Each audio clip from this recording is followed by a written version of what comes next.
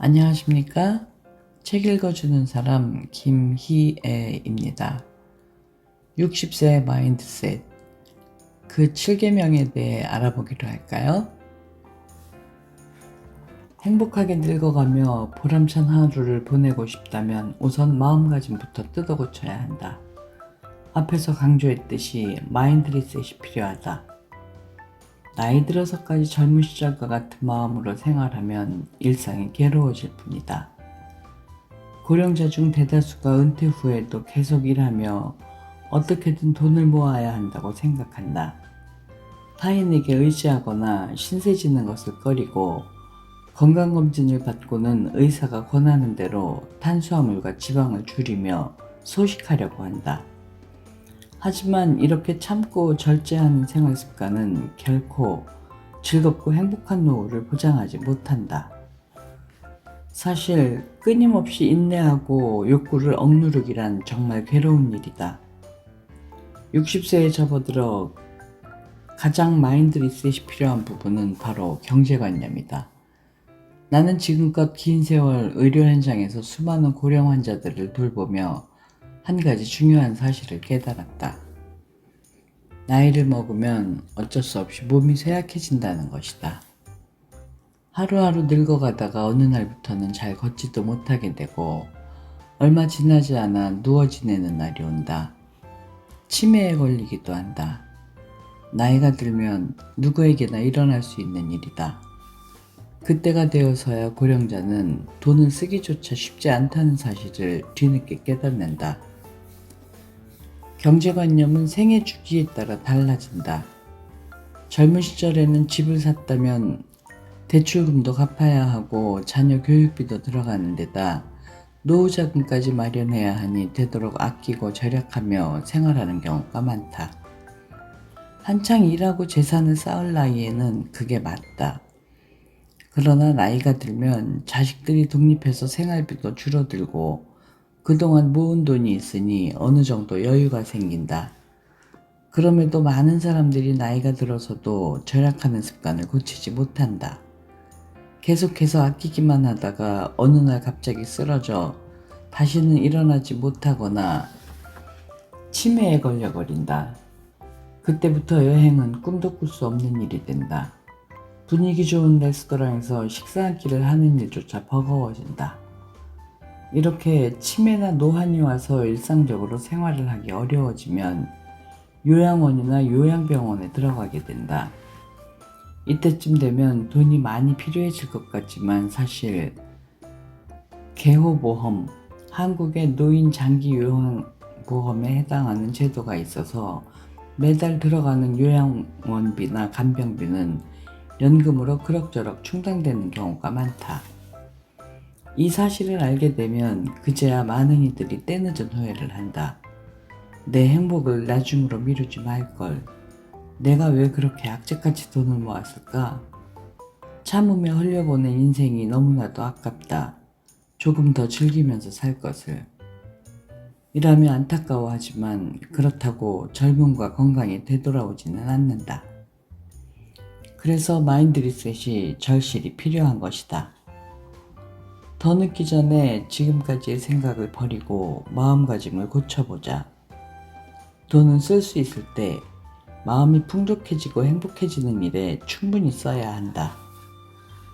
애당초 돈이란 가지고 있을 때보다 쓸 때 더 가치가 있는 법이다.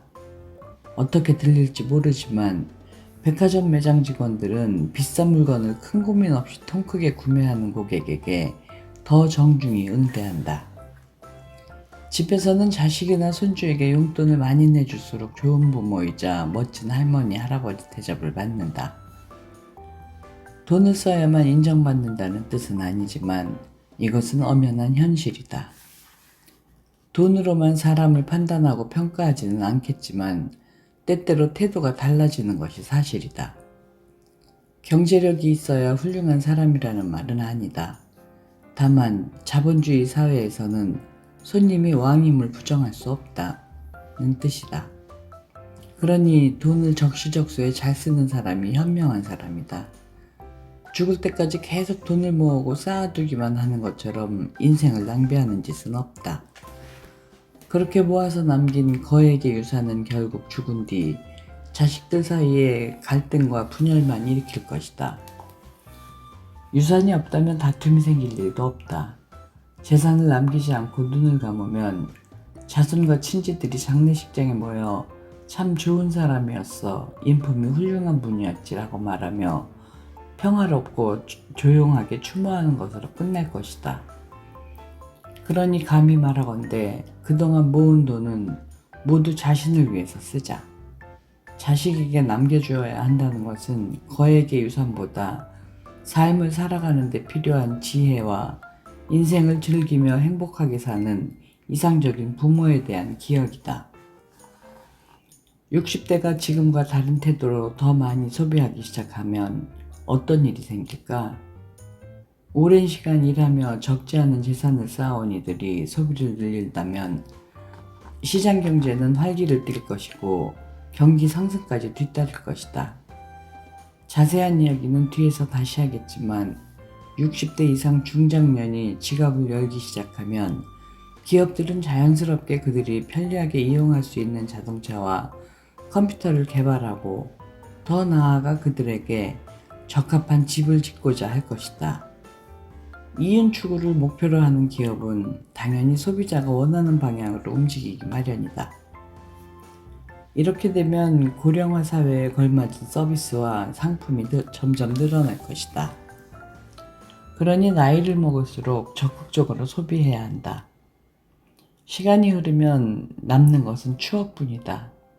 죽기 전에 맛있는 음식이나 실컷 먹어볼 걸 세계 일주를 해보고 싶었는데 퇴직금으로 스포츠카나 살 걸 등과 같은 후회를 남기지 말고 하고 싶은 일이 있다면 망설이지 말고 지금 당장 하자. 지금까지 유지했던 절약 정신은 내려놓고 새로운 마음가짐으로 살아가야 한다. 돈은 통장에 보관하는 것이 아니라 지갑에 두고 자유롭게 쓰라고 있는 것이다. 써야 행복해진다. 쓰지도 않을 돈을 열심히 모아봤자 아무런 의미가 없고 모으는 행위 자체가 목적이 되면 오히려 집착을 불러일으켜 행운의 씨앗이 될 뿐이다. 주위를 둘러보면 나이 들수록 앞날에 대한 불안 때문인지 외식을 덜하고 술과 담배, 커피와 차 등 기후식품까지 멀리하며 지출을 줄이고 노후를 준비하는 사람이 많다. 그런 이들을 보면 뜯어말리고 싶다. 나는 60세부터는 내키는 대로 거침없는 인생을 살아야 한다고 생각한다. 거릴 것 없이 살아가는 마음가짐과 생활 방식이야말로 젊음을 유지하고 총기도 지키는 진정한 비법이기 때문이다. 우리는 왜 노후를 불안해할까? 나 역시 일본인이니 일본 사람들이 불안해하는 원인 중 하나는 알 것 같다. 일본은 애당초 다른 나라 사람들보다 심리적 불안감이 높은 편이다. 주변에서 일어나는 안 좋은 일을 보며 내게도 저런 일이 생기면 어떡하지? 라는 불안감을 안고 산다. 아직 일어나지도 않은 일을 어쩌면 일어나지도 않은 미래의 일까지 미리 걱정한다. 이렇게 불안해하는 사람은 많이 봤지만 실제로 그런 일이 벌어졌을 때 어떻게 대처할지 진지하게 고민하며 대책을 세우는 사람은 거의 보지 못했다. 미래가 불안하다고 걱정만 하며 스트레스 받지 말고 우려가 현실이 되었을 때 어떻게 행동할지 구체적인 대책과 지침을 미리 생각해두면 어떨까? 예를 들어 암에 걸릴지도 모른다는 생각에 불안하면 암을 잘 진단하고 치료하는 좋은 병원과 전문 의를 검색해 놓자. 치료 요법과 비용도 자세히 알아보고 최악의 상황이 오면 어떤 처치를 받을 수 있는지, 어떤 방식을 원하는지 고민해보고 결정해두면 된다. 이렇게 단계별로 차근차근 대비하면 불안감도 차차 줄어들 것이다. 돈 문제도 마찬가지다. 불안한 마음을 그대로 품고만 있으면 어쩔 수 없이 전략하고 소비를 자제하게 된다. 그러나 이 말은 살짝 뒤집어 보면 불안한 마음만 달래주면 내키는 대로 거침없이 돈을 쓸 수 있다는 뜻이기도 하다. 아직 닥치지 않은 미래에 전전긍긍하지 말고 구체적인 대책을 세워 마음속 불안을 지워보자. 불안을 잘 다스리는 것도 나이가 들수록 꼭 필요한 지혜 중 하나다. 나이를 먹으면 건강해지기 위해서라도 마음껏 돈을 쓰고 노는 것이 좋다. 코로나19 감염증이 한창 유행일 때 많은 의사들이 감염자와 비감염자의 차이에 관해 연구했다. 가장 큰 차이는 바로 면역력이었다. 면역력이 높은 사람은 코로나 감염증뿐만 아니라 다른 질병과 스트레스에도 강해서 면역력이 약한 사람보다 더 건강하게 살 수 있었다. 여러 연구 결과가 면역력이 건강을 유지하는 데 중요한 역할을 하는 필수 요소라는 사실을 증명하고 있다. 이토록 중요한 면역력을 높이는 법은 의외로 쉽고 간단하다.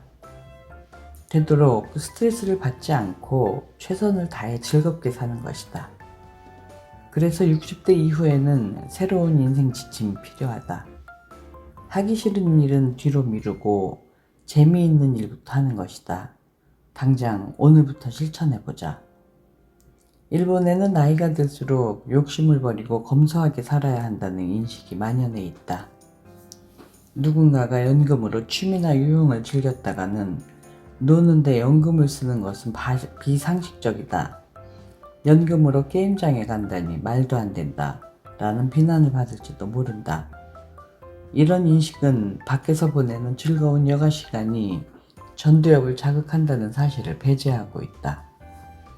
게다가 웃고 즐기는 것은 그 자체로 인간의 정신과 신체에 긍정적인 영향을 미친다. 그러니 나이 든 사람은 나가 놀겠다고 하면 비난의 시선을 보내며 혀를 찰 것이 아니라 오히려 그 나이에는 마음껏 즐기셔야 한다며 등 떠미는 것이 더 옳은 일이다. 나이가 들수록 몸뿐만 아니라 마음과 감정도 함께 늙는다. 그래서 점점 더 강한 자극이 필요하다. 뇌가 노화할수록 어지간한 일에는 크게 반응하지 않게 되고 산전수전 다 겪으며 살아온 만큼 웬만한 사건으로는 감정이 요동치지 않기 때문이다. 게다가 사회생활을 하며 쌓아온 연륜 덕분으로 앞으로 펼쳐질 상황이 훤히 보이고 무슨 일이든 요령있게 뚝딱 해치운다. 경험이 쌓여 실패할 확률이 적어진 것은 다행이지만 솔직히 그 다음 인생이 지루해진다. 세상 만사에 흥미와 관심도 떨어진다. 그래서 나이가 들면 지금까지와는 다른 새로운 재미를 찾아야 하는 것이다. 고령자가 즐길 만한 재미거리를 찾다 보면 종종 적지 않은 비용이 들어가는 것도 사실이다. 젊을 때는 엄청난 애주가로 주종을 가리지 않고 음주했다고 해도 세월이 지나면서 스타일은 변하기 마련이다. 대학생이나 사회초년생 때는 작은 포차에서 값싼 맥주나 소주만 있어도 즐겁게 마실 수 있지만 중장년을 거치며 어느 정도 여유가 생기면 자연스럽게 값비싸고 좋은 술을 이왕이면 더 고급스러운 안주에 곁들여 마시고 싶어지는 것이 인지상정이다. 그러니 한 달에 3번 선술집에 들러서 매번 같은 술과 안주에 자잘한 금액을 쓰는 것보다 한 달에 한 번 비싼 고급 술집을 찾아 음주를 즐기는 것은 어떨까? 어차피 나이가 들면 젊을 때처럼 자주 술을 마시기도 어렵다. 3번에 나누어 쓸 돈을 모아서 전에는 가지 못했던 비싼 고급 주점에 문을 두드려보자. 경험의 만족도가 높을수록 뇌에 더 긍정적인 자극이 되어줄 것이다.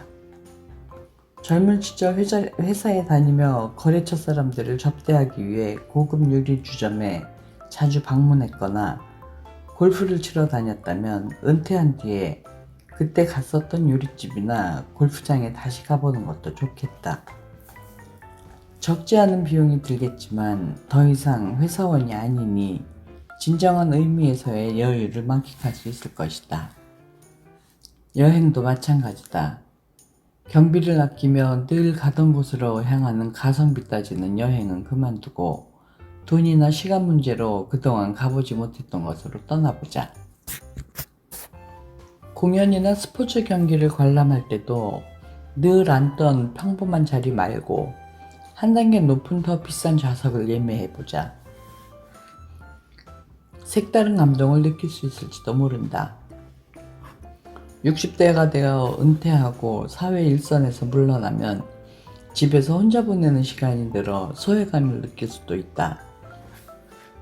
이 시점에 양보다 질을 추구하며 다양한 경험을 하면 깊이 있는 만족감을 얻는 것은 물론 여유를 실감하고 스스로를 더욱 잘 알게 될 것이다. 스스로에게 돈을 쓰고 정성을 들일수록 더 좋은 것을 누리고 싶어지기 마련이며 궁극적으로 자기 자신을 아끼고 사랑하게 된다. 스스로를 사랑하면 당연히 행복해지고 행복감은 뇌에 긍정적인 영향을 끼친다. 이는 면역력 상승이라는 선순환으로 이어진다. 즉, 노년에 마음껏 놀고 기분 좋게 돈을 쓰는 것은 정신건강도 챙기고 노화도 늦추는 좋은 방법이다. 혹시 독자 여러분 중 이런 생각을 하는 사람이 있는가? 60대 이후에도 아끼고 아껴서 돈을 잘 모아뒀다가 더 늙으면 고급 요양원에 들어가야지. 대부분의 사람들은 70대부터 체력적으로 약해지기 시작한다. 이때부터 점점 누군가의 도움 없이 생활하기가 어려워진다. 일상에서 타인의 도움이 필요한 사람의 비율이 70대에는 6에서 13% 정도 되지만 80대에는 20에서 60%가 되고 90대에는 70%를 넘는다. 그 중에는 전혀 거동을 하지 못하거나 치매 증상을 보이는 사람도 있다. 이런 경우 가족이 있더라도 집에서 부양하기 어려운 것이 사실이다. 그러니 적절한 시기가 되면 어떤 형태로든 요양시설에 들어가는 것을 고려해야 한다. 그렇다면 어떤 요양시설에 들어가는 것이 좋을까? 고급 요양원은 확실히 시설이 훌륭하다. 편안하고 안락하고 고급스러운 곳에서 말년을 보내고 싶지 않은 사람이 어디 있을까? 하지만 현실적으로 생각해보자. 중증 치매에 걸려 몸을 움직이지도 못하고 병상에 누워 지내는 사람에게 과연 고급스럽고 화려한 공간이 필요할까? 과연 지불한 금액만큼 그곳에서 행복한 시간을 보낼 수 있을까? 나는 그렇지 않다고 본다. 일본은 2000년부터 개요보험 제도가 시행되어 비용은 물론 질적인 면에서도 요양시설의 수준이 크게 개선되었다. 특히 국가에서 지정한 노인복지시설, 특별양호노인홈은 저렴한 비용에 꼼꼼한 서비스를 제공한다. 직원들도 잘 훈련받은 전문가들이다. 또한 국가나 지자체 홈페이지에서 찾아보면 부담되지 않는 선에서 누릴 수 있는 각종 돌봄 서비스가 많다. 반면 고급시설 요양원은 훨씬 비싼 비용을 내야 한다. 그런데 누워서 요양하는 이에게 특별한 서비스를 제공하기는 생각만큼 쉽지 않다. 비용 대비 효과를 따져보면 꼭 고급 요양시설에 들어가야 행복하다고 말하기 어려운 것이다. 게다가 현실적으로 요양원에서 지내게 될 때쯤에는 이미 몸을 움직여 이곳저곳 돌아다닐 수 있는 상태가 아니니 돈을 쓸 일도 별로 없다. 언젠가 나이를 먹고 몸을 잘 가누지도 못할 때 대비해 현재의 즐거움을 포기할 필요가 있을까 묻는 것이다. 한 번쯤 고민해볼 문제다. 요즘 일본 경제에서 가장 문제가 되는 것은 다름 아닌 소비력이다. 급여가 오르지 않으니 소비를 줄일 수밖에 없는데 물가는 인플레이션으로 나날이 치솟고 있다. 사치를 부리는 것은 상상하기도 어렵다. 상황이 이러하니 물건을 열심히 생산해도 팔리지 않고 기업은 이익을 내지 못하니 경기 침체는 계속 지속화된다. 이것이 현재 일본 경쟁의 실태다. 현 상황에서 벗어나기 위해서는 무엇보다 소비가 크게 늘어야 한다. 이 문제를 해결할 열쇠가 바로 60대의 손에 있다. 단가의 시대가 이끌었던 고도 성장기에는 물건이 날개 돋친 듯이 팔려나갔다. 모두가 가전제품, 자동차, 집은 물론 식비와 레저 활동에도 아낌없이 지갑을 열었다. 게다가 베이비붐 세대라고 불릴 만큼 인구가 늘었으니 결혼하는 부부의 수도 많았다. 자연스럽게 가족이 늘고 소비도 폭발적으로 늘었다. 수요가 있으니 당연히 생산도 늘었다. 경기가 좋으니 월급도 계속 올랐고 경제적으로 여유로워진 사람들은 마음 놓고 대출을 받아 집도 사고 차도 샀다. 지금 60대에 접어든 사람들은 이런 호황기를 몸소 겪으며 살아왔다. 그러니 마음가짐을 바꾸는 것이 어렵지 않다. 다시 예전처럼 즐기면서 살면 된다. 하지만 내가 아무리 이렇게 주장해도 대부분의 나이 든 사람들은 이제 더 이상 일을 하지 않는다며 소비를 줄이려고만 한다. 그들이 관가하면 안 되는 점이 있다. 일을 하지 않아서 수입이 없다고 해도 엄연히 소비자라는 사실이다. 예전처럼 주저없이 먹고 즐기지 않더라도 소비자라는 사실에는 변함이 없다. 60대는 점점 어려워지는 내수경제에 활기를 더해줄 소비시장의 주역인 것이다. 그러니 가슴을 펴고 당당해지자. 연금으로 사는 사람이든 복지 혜택을 받는 사람이든 소비자라는 사실에는 변함이 없다. 전혀 주눅들 필요가 없다. 또한 60대가 든든한 소비자라는 인식이 널리 퍼져야 점차 살기 좋은 세상으로 나아갈 것이다. 이를테면 TV 프로그램을 떠올려보자. 요즘 볼만한 프로그램이 없다라는 말이 나온 지 오래다. 방송국에서는 이탈하는 젊은 시청자들 붙잡고자 필사적으로 새롭고 재미있는 프로그램을 제작하고 있지만 그들은 이미 TV에 이별을 고하고 넷플릭스, 유튜브 같은 온라인 동영상 서비스와 인스타그램, 페이스북 등의 SNS로 플랫폼을 옮겨갔다. 이런 시점에 방송국이 중장년을 핵심 소비층으로 인식하게 만들면 어떨까? 방송을 제작하고 송출해도 보지 않는 젊은 층보다 중장년층에게 유익하고 필요한 프로그램이 더 많이 제작될 것이다. 볼만한 프로그램이 생기면 60대에도 좋은 일 아닌가? 출판 시장도 마찬가지다. 예전에는 나이가 들면 노안이 오고 게을러져 책을 읽지 않는다는 고정관념이 있어서인지 60대 이상을 타깃으로 삼은 책이 많이 출간되지 않았다. 그러나 지금은 어떤가? 서점에 가보면 노년을 주제로 쓴 나의 저서들이 꽤 넓은 매대를 차지하고 있다. 60대부터 90대까지 다양한 연령의 독자들이 집중해서 독서하는 모습도 볼 수 있다. 이들은 여전히 지적 호기심이 왕성하다. 출판사들도 이런 사실을 인지했는지 요즘은 고령층을 겨냥한 책을 써달라는 요청이 끊이지 않고 들어온다. 일반 상품과 서비스도 다르지 않다. 아직 시장에서 그 수요를 눈치채지 못하고 있을 뿐이다. 그러니 60대가 적극적으로 소리를 높여 소비시장의 주역이 되어야 한다.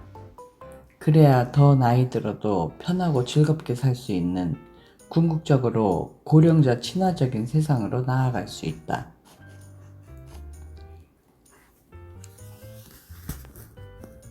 지금까지 책 읽어주는 여자, 책 읽어주는 사람 김희애였습니다.